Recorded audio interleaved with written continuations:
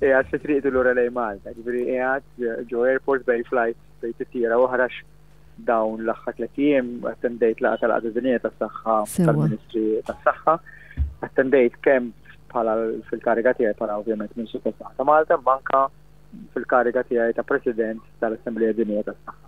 U rrid ngħid, Klawdja, kemm nkun gburi kull darba li niġi daw il-laqgħat, kemm nkun gburi illi mhux biss il-Ministri l-oħra u d-dirigenti tal-Qagħda Dinjija tas-Saħħa juru rispett kbir lejn Malta, imma f'diskors wara l-ieħor jisemmu l-Malta bħala l-eżempju ta' kif għandek tmexxa s-sistema tas-saħħa u kif għandek twassal is-saħħa lejn-ċittadini tiegħek. Dik tagħmilni gburi immens, gburi bix-xogħol li għamilna f'dawn l-aħħar snin fil-qasam tas-saħħa, ma fuq kollox gburi li b'pajjiżi u bil-professjonisti tagħna li għandhom isem daqstant tajjeb mad-dinja kollha. U ngħidu b'sinċerità kbira u verament tqabbad li jismi xok kull darba li niftakar kellim wara l-ieħor u wieħed wara l-ieħor kollha jsemmu Malta u jgħidu l-eżempju tal-professjonisti tagħna u s-sistema tas-saħħa tagħna. Verament tagħmilni gburi. Proset ħafna, Ministru, u nisimgħu lilek tgħid dan ukoll aħna nkunu kburin ukoll li isem Malta f'din il-fora daqshekk kbira u daqshekk importanti qiegħed fuq nett ukoll. Grazzi għall-ħidma li saret fl-aħħar snin propju taħt it-tmexxija tiegħek ukoll u anki tat-tim kollu tiegħek. Kollu, it-tim ta' professjonisti u nies dedikati. Però minkejja li jiena ma kontx Malta l-biera, ovvjament segwejt mill-qrib kemm filgħodu is-sentenza tal-appell kif ukoll id-dibattitu li sar fil-Parlament wara nofsinhar filgħaxija. Forsi jekk nista' nżid xi kummenti żgħar. Ħanserraħ moħħ il-pazjenti awċin ta' Karen Grek u anke servizzi ġewwa St. Louis. Il-ħaddiema li minn ma' Stewart fil-bidu ta' April, fil-5 ta' April ġew lura ġew issa mal-Gvern. U dawk il-kumpaniji, dawk il-kontratturi li għatu xi servizz l-isptarijiet ta' Karen Grek u ta' St. Louis, il-sentenza tal-biera ma bidlet xejn minn da. Ġifieri aħna minn kif il-biera wkoll kellu l-opportunità jispjega l-Prim Ministru, l-aħħar ġurnata ta' Stewart f'Malta kien fl-4 ta' April. Dan sar wara li aħna konna dik li ngħidu la stepin, parti minnha kienet riżultat anke tas-sentenza tal-24 ta' frar u Stewart l-aħħar ġurnata tagħhom kienet l-4 ta' April. Mill-5 ta' April l-istorijiet reġgħu lura il-Gvern u s-servizz baqa' għaddej, il-ħaddiema baqgħu jagħtu x-xogħol tagħhom u l-kontratturi baqgħu jagħtu s-servizzi tagħhom. Da is-sentenza tal-bieraħ da ma tbiddel xejn. Anzi, sentenza tal-bieraħ tikkonferma da kollu għax sentenza tal-bieraħ kienet appelli li għamel Stewart u Stewart tilfu. Ġifieri l-bieraħ Stewart tilfu l-appell. U allura dik is-sentenza hija kristallizzata ta' frar u l-azzjoni li ħa il-Gvern f'April biex l-isptarijiet ikunu għandna servizzi b'għaddej, il-ħaddiema jibqgħu fl-impjieg tagħhom u l-kontratturi jibqgħu jagħtu servizz issa bla dubju ta' xejn huwa kristallizzat. Ġifieri dik l-ewwel ħaġa biex nisarraħ moħħ kulħadd għax kien hemm intimijiet issa se jiġu wara dis-sentenza. Assolutament xejn għax dina ikkonfermat anti Stewart tilef l-appell u allura l-affarijiet jibqgħu kif huma. It-tieni punt li forsi xtaqt nagħmel ukoll illi smajna u qed nisimgħu minn naħa tal-oppożizzjoni.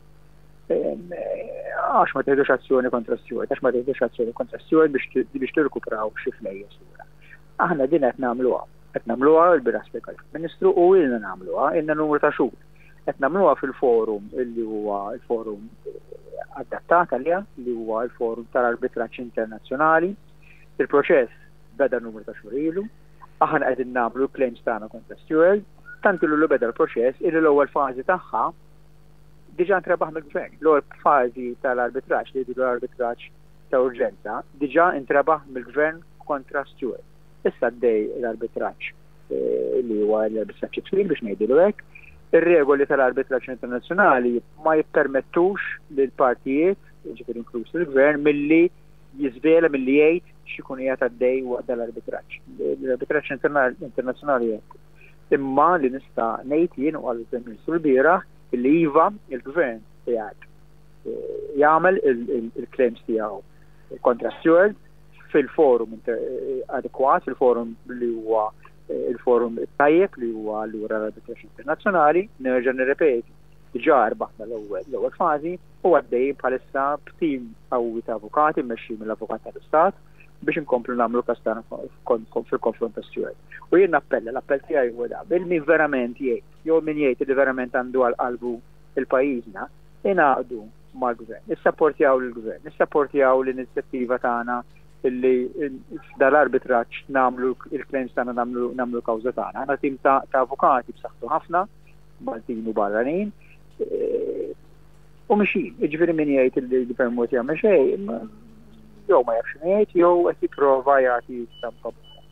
Il-tielet punt, forsi Claudia tippermettili, mela le, jirrigwardja il-servizz u l-budget tas servizz. Aħna ilna nisimgħu f'dawn l-aħħar snin l-oppożizzjoni tgħidilna nisma' intkom qed tonfqu 50 miljun, 60 miljun kull sena fuq is-servizz ġew Għawdex u ġo Kering.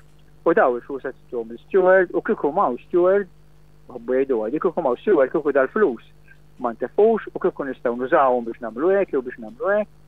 Dawk il-flus aħna ilna ngħidu, dawk il-flus intefqu u kienu jintefqu biex jieħdu servizz il-pazjenti Għawċin, biex jieħdu servizz il-pazjenti ta' Kering, biex jieħdu servizz il-pazjenti l-Immorru St. Luke's, biex nħallsu t-tobba, biex nħallsu l-mediċini, dawk il-flus hekk qegħdin imorru u hekk kienu qegħdin imorru anke fi żmien Stewart.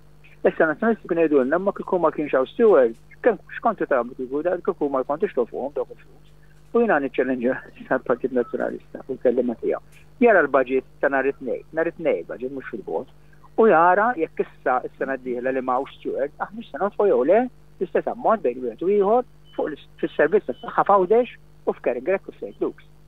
Ġifieri il-budget nhar it-tnejn ħajuri bl-abjad fuq il-iswed illi biex tagħti servizz tas-saħħa f'Għawdex, f'Kering u St. Luke's u servizz ta' kwalità sitton fuq il-20 tal-miljuni.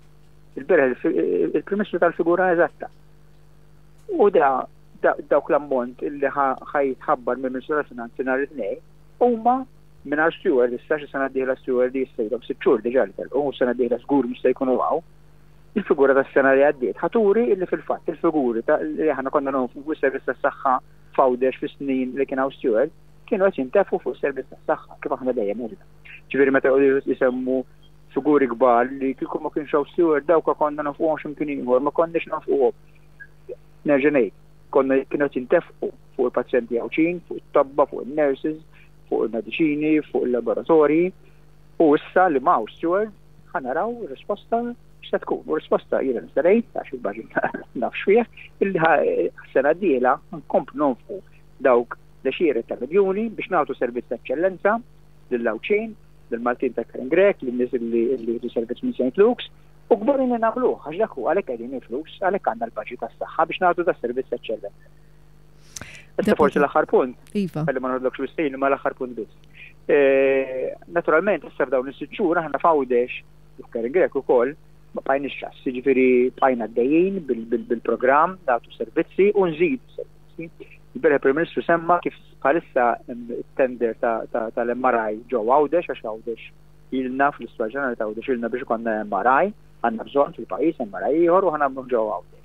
Il-tender ħareġ qed jiġi aggiudikat u l-istennija hi jekk ma jqalgħux komplikazzjonijiet bejn min ikun qiegħed japplika, l-istennija hi li fl-ewwel xhur tas-sena d-dieħla ġifieri ngħidu aħna viċin lejt ikollna servizz tal-MRI ġew Għawdex. Għaddejjin ukoll bi-preparamenti biex inkabru l-laboratorju fl-Isptar Ġenerali ta' Għawdex biex nkunu nistgħu nagħtu l-kemoterapija, it-treatment tal-kanser għalkemm jista' jkun pazjenti ġew Għawdex stess. Ġifieri din inizjattivi li konna bdejna meta konna tlajna fil-Gvern fil-2013 li bdejna kemoterapija f'Għawdex.